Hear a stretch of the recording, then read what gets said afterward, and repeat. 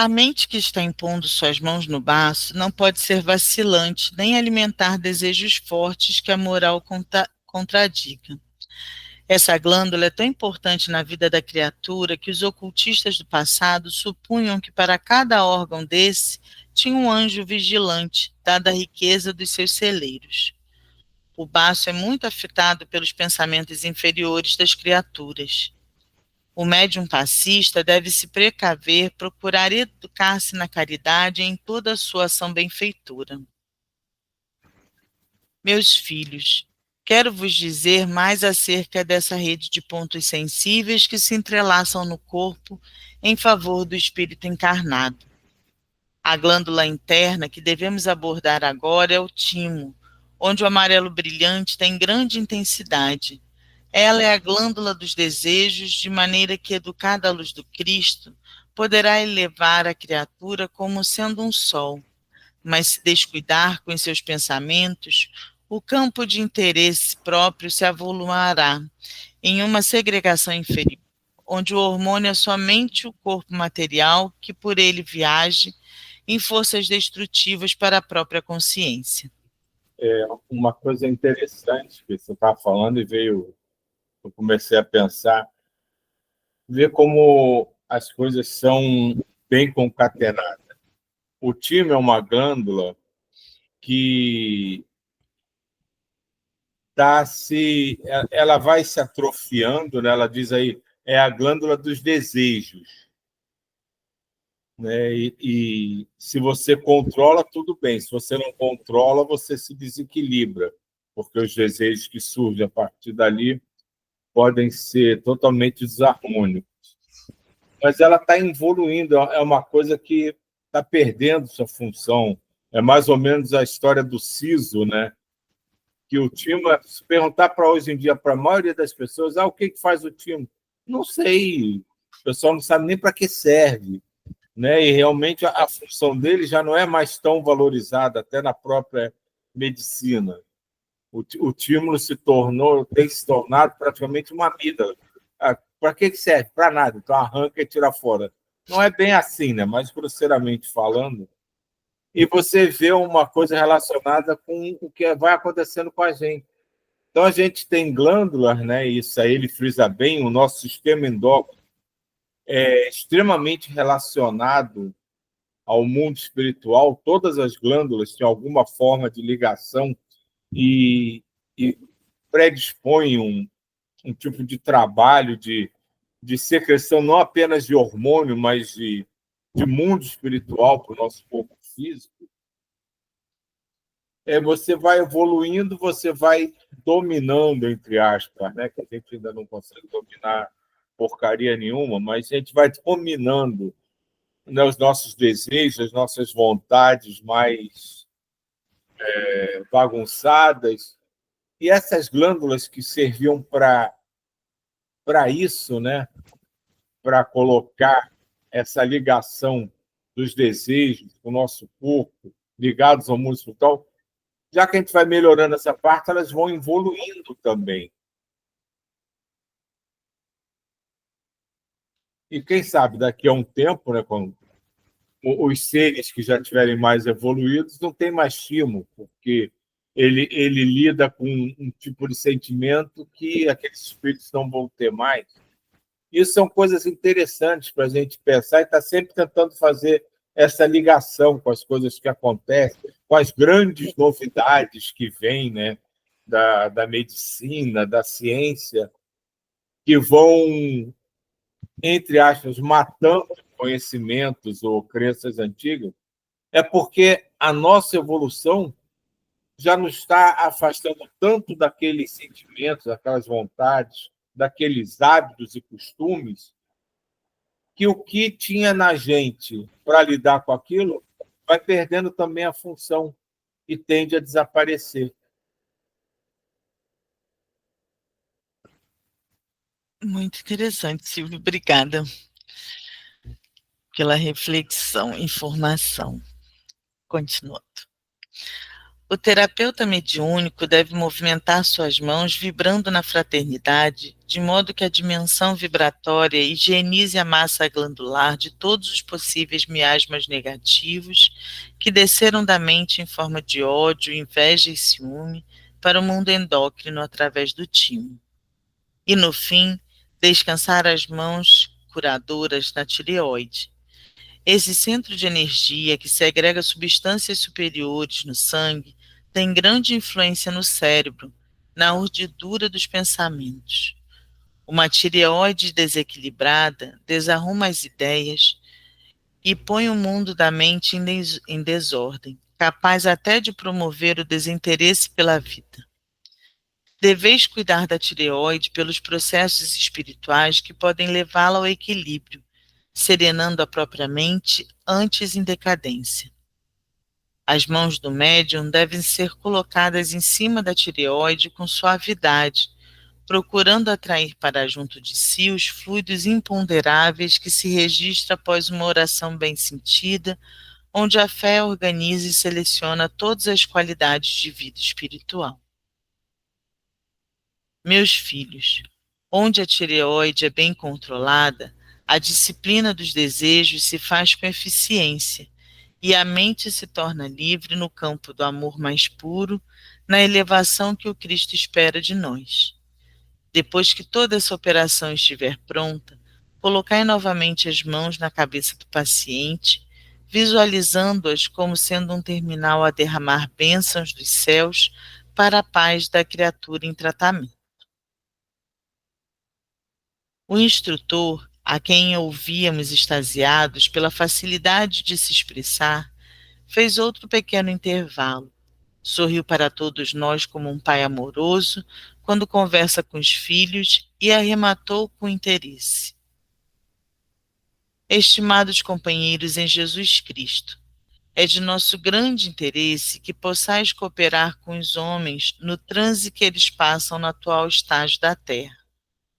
Como tudo se encontra difícil, ofertai-lhes as mãos, pelas mãos dos próprios homens, no serviço da caridade.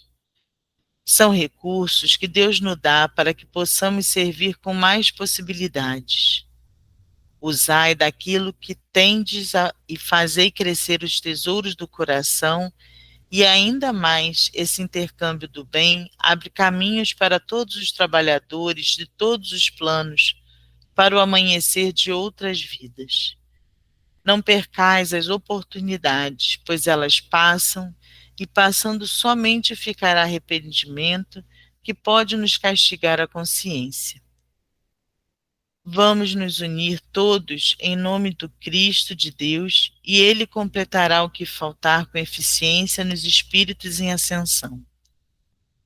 Que Deus abençoe esta casa e que Jesus oriente a todos os companheiros para que não erreis os caminhos.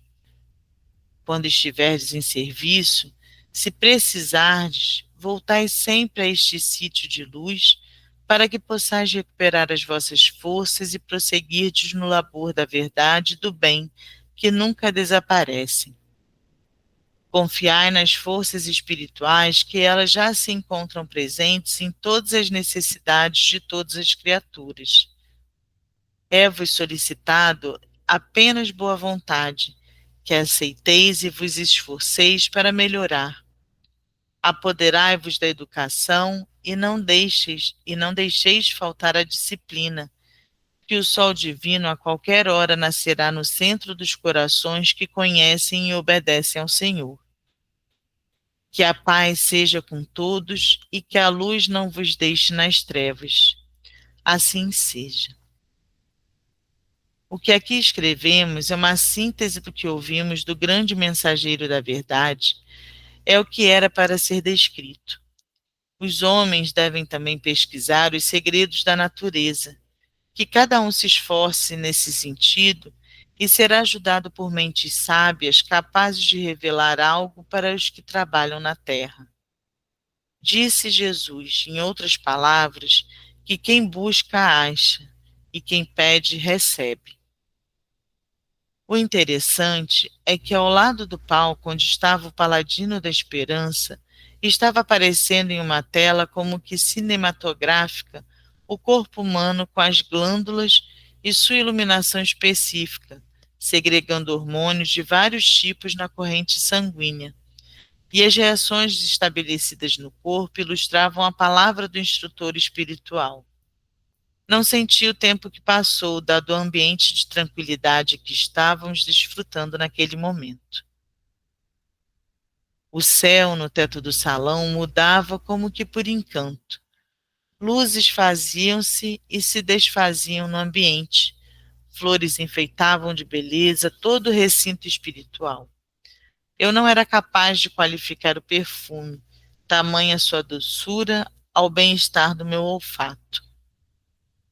Começamos a levantar com os olhos marejados de lágrimas por gratidão àquele ser espiritual que jamais esquecerei. Estávamos no salão de música, onde muitos se deliciavam com as melodias que se sucediam para nos levar à harmonia tanto quanto desejávamos. Naquele momento, alguém tocava o dedo em vários dispositivos e o ar se impregnava de sons maravilhosos, colocando-nos quase em êxtase. Quando estávamos naquele momento, ouvindo o notável compositor alemão que reencarnou na Terra em 1714, viveu 73 anos e compôs inúmeras partituras, homem de uma criatividade exuberante, chamado até de Michelangelo da harmonia. Michelangelo, né? Cristóvão Willibald Gluck.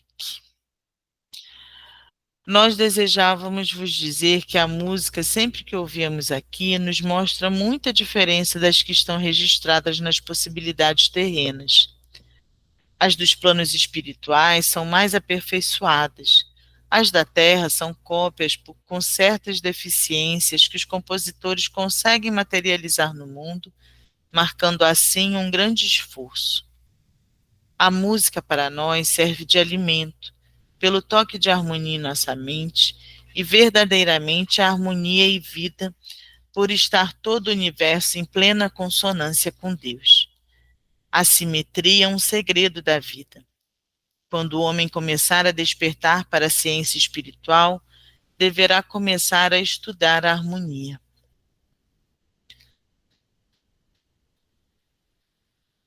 O próprio corpo físico passa a adoecer quando lhe falta ordem. A primeira coisa que o Evangelho faz na criatura, que o descobre como caminho da salvação, é harmonizar a sua mente. Os grandes compositores, quando animam um corpo físico, já levam daqui do mundo espiritual noções mais profundas sobre a coerência das coisas e da vida. Malgrado que muitos tomam caminhos indesejados, mesmo como os tesouros na cabeça. Podeis no mundo fazer tratamento pela música, desde quando conheçais outras ciências coadjuvantes. Final. E agora, Nunes? Como ficaremos sem saber o que aconteceu com a equipe harmoniosamente formada? O que terá acontecido com os médiuns envolvidos, com os obsessores e suas vítimas? A resposta, nos diz o caro amigo João Nunes, está na prática do que nos recomendam as leis divinas e os princípios básicos da doutrina espírita. Quem sabe o que pode ter acontecido com cada um?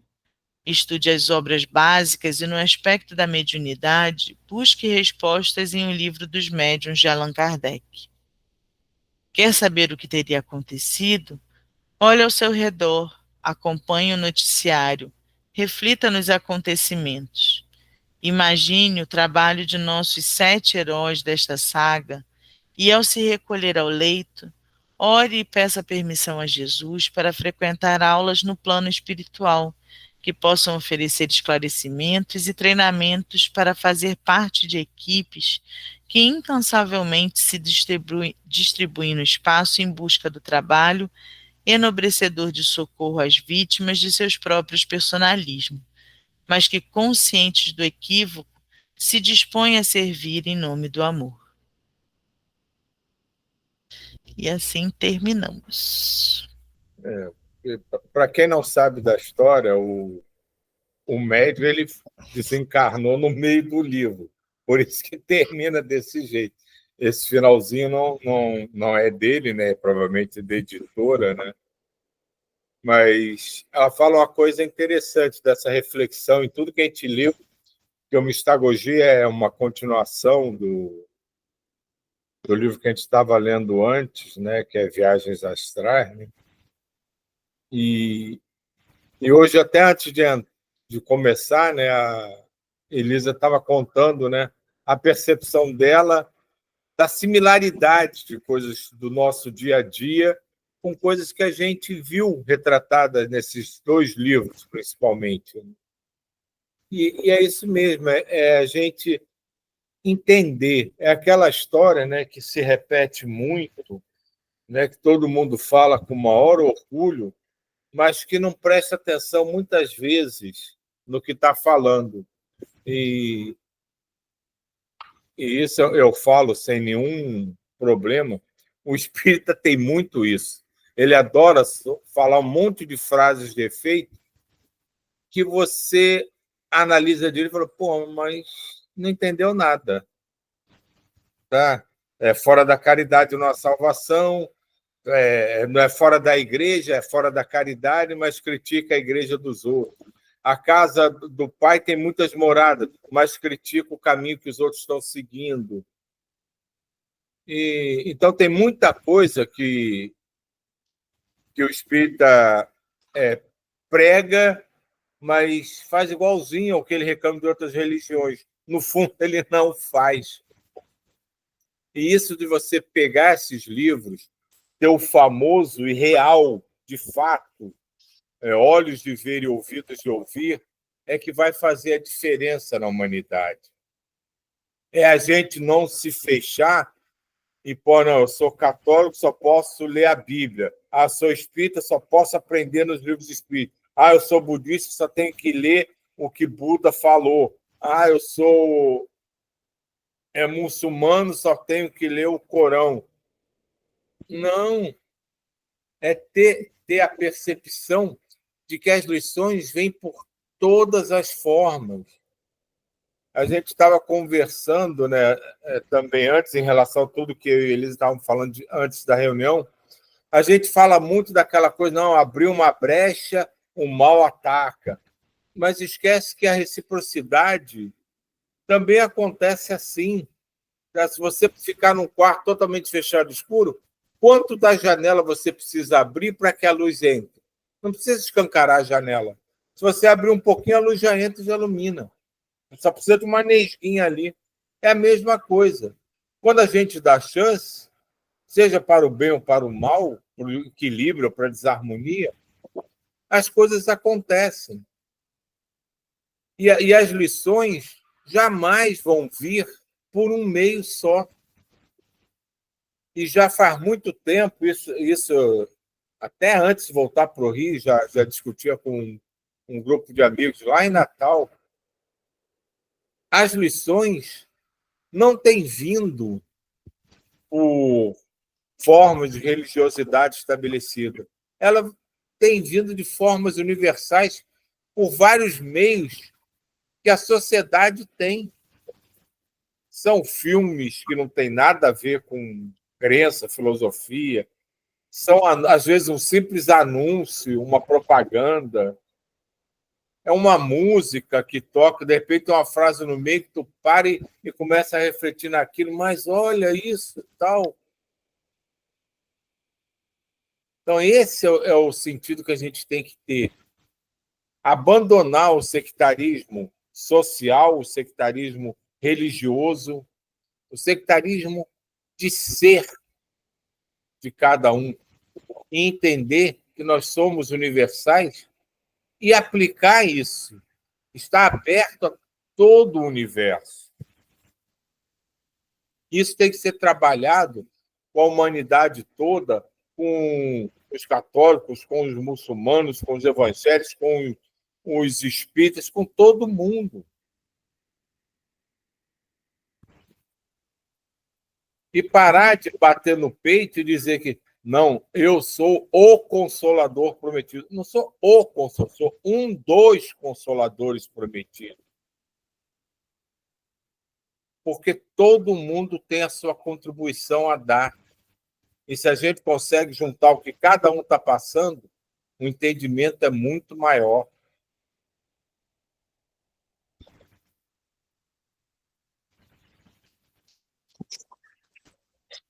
Bem, sim. Muito obrigada.